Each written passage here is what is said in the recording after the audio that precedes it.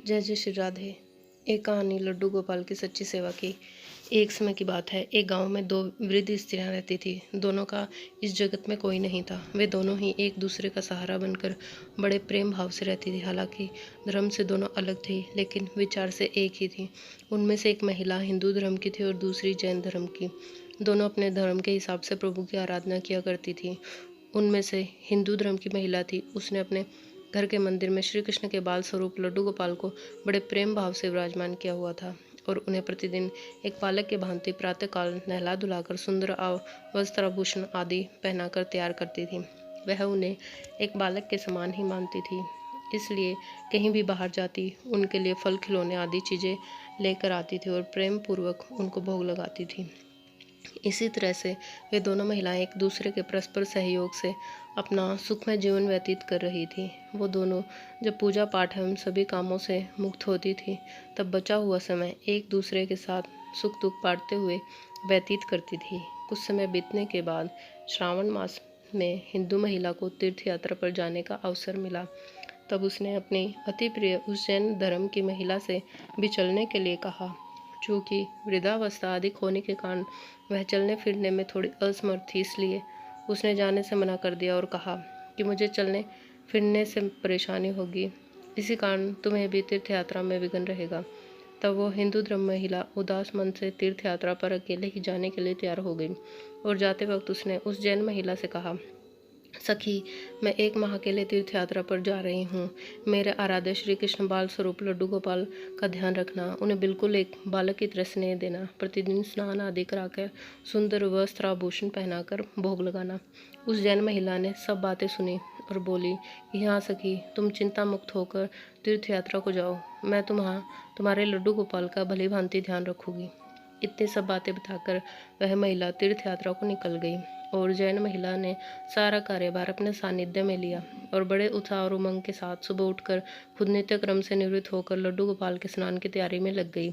उसके बाद जब वो उन्हें लड्डू गोपाल को नहलाने लगी तो वह उस महिला की नज़र लड्डू गोपाल के पाँव की तरफ पड़ी तो वह दंग रह गई, क्योंकि उनके पैर मुड़े हुए थे।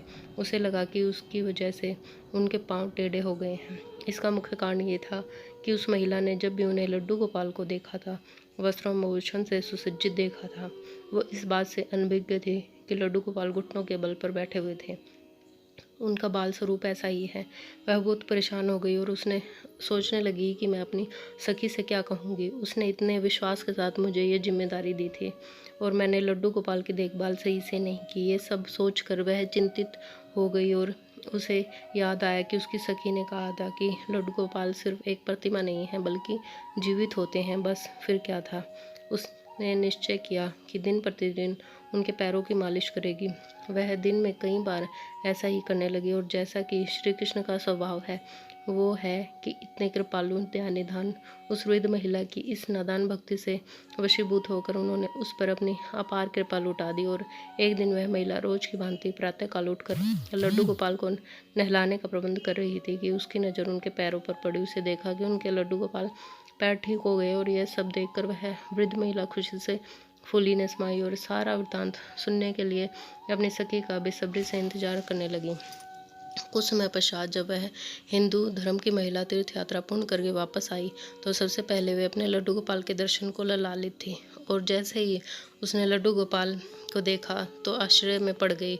उसने देखा कि लड्डू गोपाल खड़े हुए थे। उसने सोचा कि शायद ये उनके लड्डू गोपाल नहीं हैं और अपनी सखी के पास जाकर ये सब पूछा। तब उस जैन धर्म की महिला ने सारा वृत्तांत उसे सुनाया। उसकी बातें सुनकर हिंदू महिला समझ गई कि ये सारा खेल उस मुरलीधर कृष्ण कन्हैया का है और दौड़ी दौड़ी लड्डू गोपाल के पास पहुंची और उनके चरणों में गिरकर बोली, हे मेरे कन्हैया, हे मुरलीधर, आपकी दया की कोई पराकाष्ठा नहीं है, आपकी कृपा कोई सानी नहीं है। और फिर उस जैन वृद्ध महिला से बोली कि हे सखी, तू धन्य है, तुझ पर श्री कृष्ण की ऐसी कृपा हुई है जो कोई कभी सोच भी नहीं सकता। तुम्हें नहीं पता कि हमारे लड्डू गोपाल के पाँव तो ऐसे ही थे, क्योंकि उनका ये बाल स्वरूप बैठी हुई मुद्रा में है, लेकिन तेरी भक्ति ने उनके इस स्वरूप को बदल दिया, उनके पैर सीधे कर दिए।